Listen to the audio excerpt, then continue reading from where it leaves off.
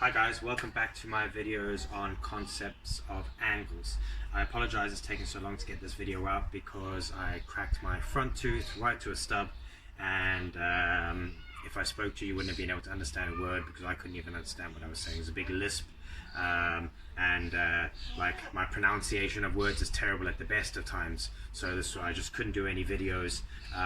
So I was still training and stuff, and I was fine. I just had to go get emergency dental and stuff. So now I'm back. Let's get going with the next concept. So the next concept, guys, is to go straight at them. Remember, the last concept was to yield, to go back, and to strike as I'm moving backwards. The next concept is to go straight at the person. Okay.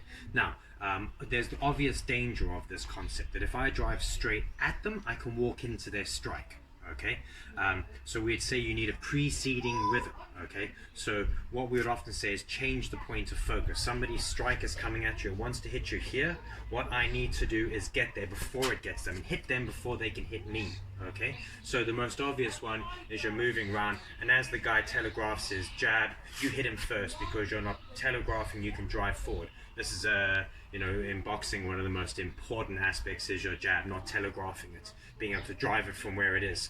Okay, the stance wise, we want to try to drive straight through a person. Okay, so your footwork is going to be an advancing step. Okay, so if I'm in whatever position I need, I can obviously advance with my front leg. So it means I need to drive with my back leg into the ground to propel me forward. I can obviously do a full advance step like so.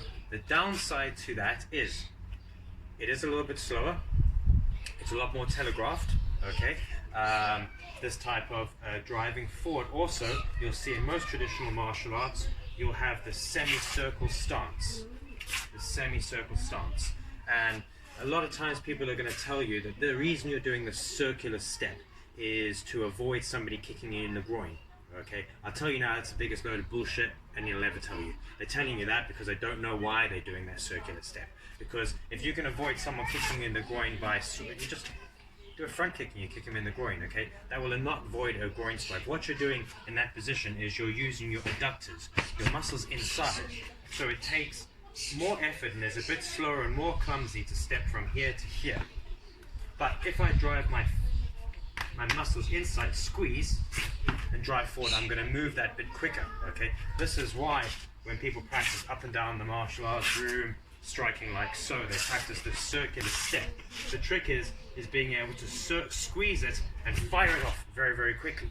The famous Jack Dempsey obviously used a combination of this where he would stand, he would jab, and then do a step through strike and a step through strike.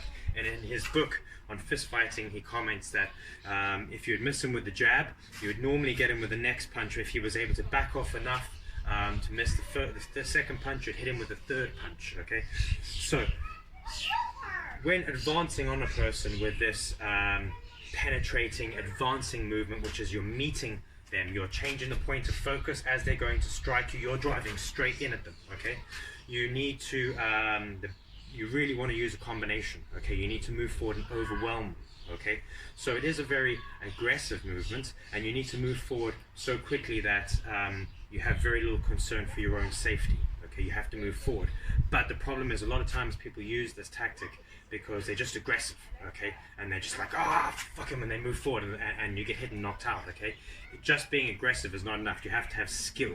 Okay, in order to do this, and when you're trying to do this, you're going to get punched a lot. Okay, if when you're doing this, you're doing it, but you're kind of like backing away. Okay, you're not using the technique. Your timing has to be such that when I move in, if strikes are coming at me, I can float them up, away. Okay, I can pass them to my sides, or I can sink them. Okay, sink the strikes. Or, best case scenario, is that they don't even get their punch off. Okay, so as you're moving around, the person's either really, really bad and they telegraph their movements, or you're so quick on the ball that as they go to move, you strike them first. Okay, which would be the best case scenario, that you don't need to do some form of an evasive jamming or sending the technique somewhere else. Again, apologies, I don't have a partner, so I can't do this on someone, but it's the concept. So you can take a singular movement. Like last time, we practiced yield. So let's say I'm just practicing the reverse punch. So I could practice squeezing back and driving. Okay, I could practice moving back. Moving back and striking with certain straight punch techniques. Now, this technique moving forward, I can say, alright, I can advance. Okay, that's fairly obvious. Now, what type of technique am I going to use to jam? Okay, we have a few training tools in order to do this. A useful one to begin with is standing maybe with your back against a wall and then having someone drive full powered punches at your face, obviously, and just stopping just before your face, so you get used to not blinking and being afraid, because this tactic can't work when you go to step in that you half back away because you're afraid of being hit. Okay, you have to knuckle down and you have to move it. Some people say turtle head. Okay, yeah, boxers are usually good at this because they're used to getting hit. Unfortunately, traditional martial artists, you'll notice a lot of the times we're bringing our hands back here and we're not used to protecting our face. Okay, and then people say, oh, we can't spark because you'll lose a tooth. And that's how I probably damaged my tooth, by the way, was my girlfriend's moaning.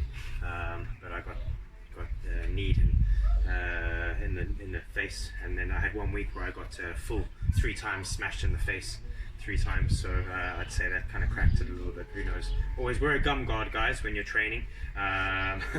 Believe me, dentists cost a lot. Okay, but this forward action, this forward moving action needs to be trained not only with your techniques. In every form, every system you're going to have moving forward, you have to be very, very quick at it. You need to be able to throw combinations, and you need to practice getting used to somebody moving at you. So this tactic, remember, is not when he's standing and you're just moving in. The tactic is when they go to move on you, you move on them. It's very different, okay? You need to understand the difference here. If we're just moving around and I just attack forward, okay? You have shoe and shirt if the person's full or empty, okay? Now they could be devoid, empty, and you just move in and attack them. It's okay, but you're not really responding to the attacker's attack. This meat is responding to their aggression or attack at you by going straight forward. So when they go to initiate the attack towards you, you go straight towards them. Okay, there's a difference, okay? And if you can do this right, when they move into you and you move into them, you're going to seem to hit really, really hard, okay? Because they're going to walk into your strike, okay? This is what we talk about. A lot of martial arts talk a lot about it. Xing Yi Quan likes to wedge an attack, wedge the attack in, and then move straight forward at the person. But actually in combat, it's not so easy to do. We only have to look at samples that are coming out of China now of the I'm not going to use the word masters because they're not people that kind of do forms. That's all traditional Chinese martial arts predominantly is at the moment, or has been for years. And they're trying to spar, okay, and they fight, and they get knocked out by kind of like D-class fighters, simply because they're kind of moving around and they don't know how to move, and they don't know how to, and then they get aggressive and just try to go forward with no tactics whatsoever. Okay, no training methodology in order to drive forward at the person. Okay, so first of all, you need to understand the tactic, understand how it works, okay, understand the psychology behind it, and then start to implement training protocols. So the first thing you need to do for yourself is to try to get very, very quick and fast moving forward. And there's really 2 ways you're going to move forward. Move your front leg forward or your back leg forward. Okay, now what type of stance are you moving in? Or Mike Tyson that used to move forward and hit with his lead hand.